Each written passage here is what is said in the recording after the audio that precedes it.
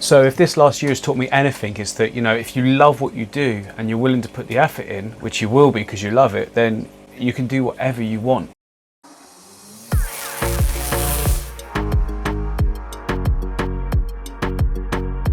Welcome back to MD Fish Tanks, guys. I'm MD and these are my fish tanks.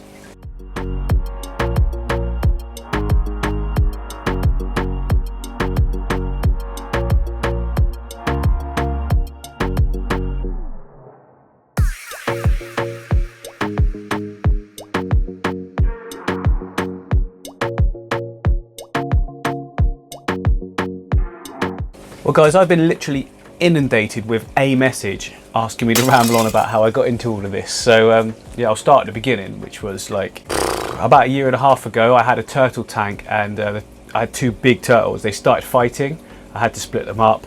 One of them went one way, the other one I still had, but then I started watching The Green Machine, George Farmer, amongst others as well. And I looked over at my tank and I thought, okay, I've got a load of fake plants in here, some big coarse cobbles and whatnot.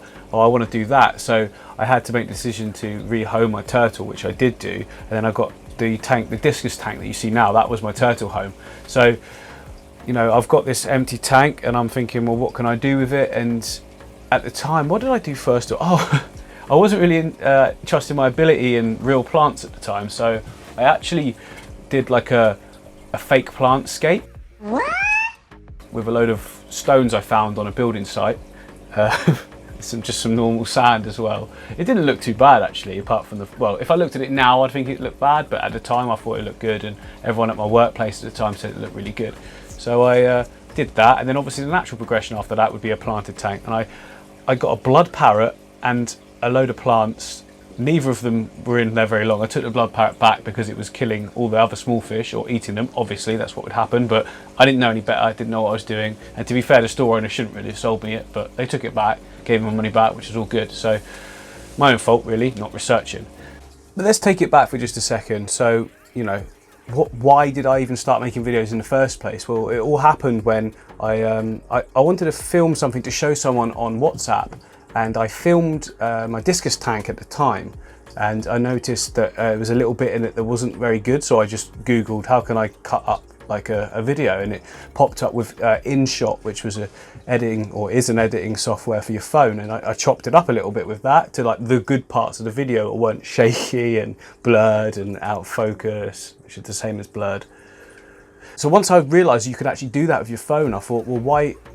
I'm doing all this stuff with my fish tanks at the time. Well, I only had two tanks at the time, like a tiny nano one, which is the cuboid one that you guys have seen, the no filter one, and the discus tank. So I may have only had two, but I was still doing like loads of scaping, because every 2 weeks I was like, oh, I don't like it, start again. Oh, I don't like it, start again. At the time I remember thinking, oh, I'm probably changing it too much, but I'm so glad I did now, because it actually taught me loads in those initial sort of first few months. I'd taken it apart and rebuilt it so many times. I got better at composition and that sort of thing. And at that point, I didn't know what composition was. I didn't even know that there was like a triangular form of composition, island, you know.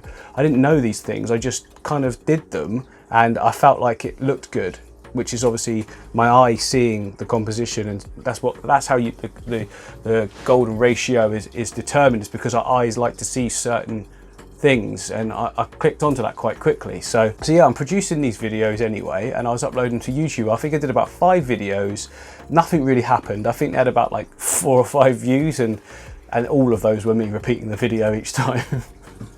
So yeah, like after 5 I thought, well, I'm not going to waste time with that again, like no one's interested in that. And then I bought the I wanted to redo the cuboid aquarium after seeing Through the Flower Horn. So many of you mentioned in my comments, oh, you should check out Through the Flower Horn. Oh, I know Through the Flower. I know Through the Flower.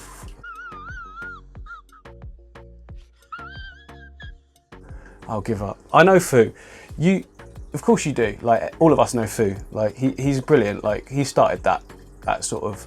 Well, he didn't start a no-filter tank, obviously. That was Diana Wallstead, wasn't it? But he made it cool, and like, you know, the soft music to it and what he was doing, and it really inspired me. I was like, I'm going to do this myself. And then I thought, oh well, I'll film it, because why not? I know how to do that now, and I did that. And within a week, that video had 100 views.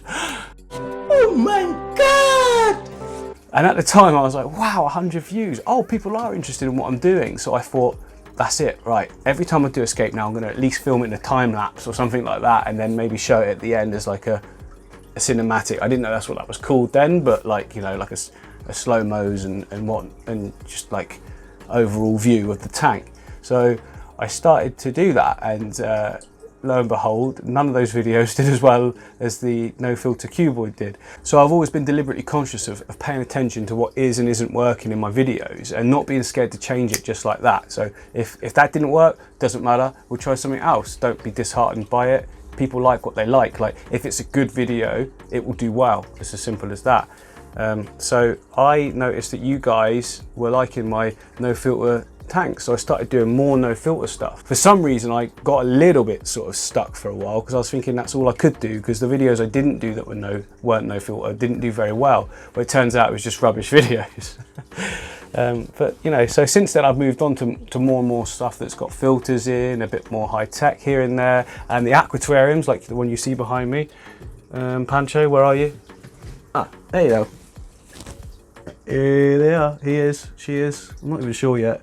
Still too young to sex really, but I kind of think of him as a he, but you know, don't really know. But anyway, yeah, so I moved into that area, so all of a sudden I was getting lots of views for aquariums, and I was getting lots of views for the no filter stuff, and I thought, okay, those are the things people like, so I started doing more and more of that. You know, it's only been recently that I've started to move back into doing more sort of nature aquarium style stuff, and now I've got the goldfish, you know, that's the planted goldfish tank. I like to think that's going to be kind of like a new thing I'm doing now, like no one else seems to be really doing that. So, and I think they look great, so sorry if you keep seeing me look away, but I'm just watching them and they're so funny. Just doing funny stuff all the time. So distracting. But hopefully moving forward we can move into really cool stuff. I've got some great ideas coming, and that leads me on to my Patreon. I'll leave it up here if you go and take a peek at that if you want. Might be interested in donating if you can. I mean, just watching my videos is enough, but if you want to donate as well, all proceeds for that are going towards the new studio build, which is going to be 4 times the size of this. It'll be absolutely awesome. I was driving today and I come up with a great idea for what I want to do for that, which is I want to have one of these tanks right in the middle of it all, and I want to do like an island, but literally in the middle of this whole tank, with high flow coming from one corner and just rotating round like a constant river, and I could put rainbows in it. It'll be like a rainbow river. No one steal my idea, okay? So I think that would be really cool. And if I put it in the middle, you can walk all the way around as well, so I'll have to scape it 360 degrees, but how cool would that be? Like a real fast flowing, proper river style. Big cobbly pebbles and that, and then an aquarium sort of style stuff out the top as well in the middle. Oh, that's going to be sweet, isn't it? I've got no idea where I was actually talking about before that now. 5 minutes later. But anyway, you guys are probably thinking, why do you care how many views you got? Okay, so there's 2 things. Obviously, the monetary side of things, the more views you get, the more money you get. Like from YouTube AdSense, it makes sense, like, because there's more adverts, which can be viewed as a bad thing, but I don't view it as a bad thing. Like, it's like a 5-second click skip, you know, that's still classed as a view, still classed as an ad. I get some revenue, and the reason that is good is because I reinvest every single bit I get out of YouTube back in, so I can keep making cool videos. So the more you watch, the more I can make for all of us. But also, why do you want more views? What's so important? Like, it's so nice to know that people like what you're creating. So I view this as art. It's like a sculpture in water, isn't it? So if people like your art, it does feel good. Like, there's no 2 ways about it. It's like, it does feel good. So it's good to know that the efforts that you're putting in are being viewed and enjoyed by other people. It's bringing happiness to other people. I get a lot of really nice messages from you guys, so thank you for that, saying how I've inspired you to do stuff, or you just like to sit down and watch me and a load of my videos and binge watch them if you want to chill out. So that's great. Hopefully this will be one of them. So yeah, back in January of this year, I hit 1,000 subs. And as soon as I hit 1,000 subs, I was thinking, I want 100,000 subs.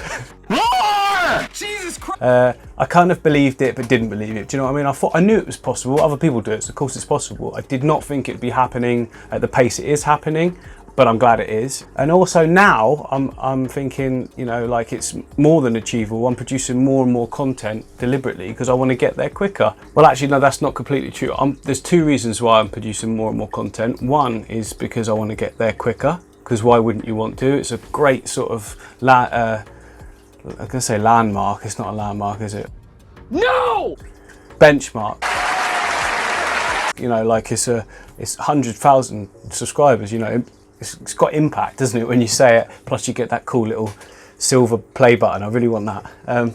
But the second reason that I'm pushing out loads of content recently is because I'm trying to get better at what I'm doing so that I can actually, you know, be deserving of being at 100,000 subscribers when I'm there. I want the quality of my work to reflect the amount of people following me. Another thing that people might not really know about me is that I listen to a lot of motivational speaking. So a good 5 to 6 hours of a day is like motivational speakers, and like I get right into it, and it's either if I'm editing or driving, I've always got it on. I'm always thinking positive thoughts because they're always being drummed into me. And they say that you're the product of the people around you. Well, the people that are always around me are these motivational guys, you know, people like Gary Vee and Eric Thomas, Tony Robbins, Les Brown, you know, there's so many of them. Zig Ziglar even, actually, if you're taking it back a bit, but you know, look them up if you haven't heard of them. And it's not for everyone, but I really enjoy listening to that sort of thing, and it always makes me see like the positive in things. So like if stuff doesn't go good, you can sort of like find a reason as to why it hasn't gone good. So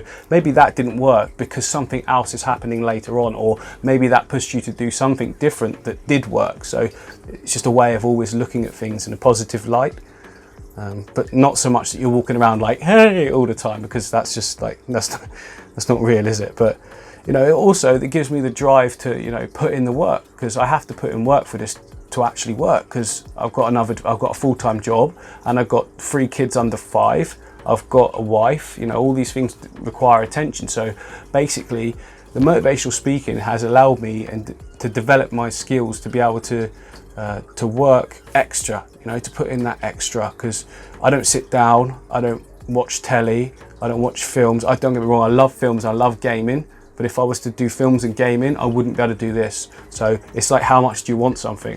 I want to do this more than leisure time, because this is leisure time to me. It's hard. It's like my mum says to me, oh, you never stop, you never stop. I'm like, well, kind of not, but kind of yes, because when I'm editing, that to me is fun. Like I love the editing side of stuff. I don't know why, I just love that. It's more creativity. Like you're creating stuff and sculpting with the tanks, and then when you're editing, you're doing it again with the sculpture. You're like refining it and presenting it in a way that hopefully guys can enjoy. So, and the best way for me to do that, I find, to be able to get the time to do this, is after the kids are in bed.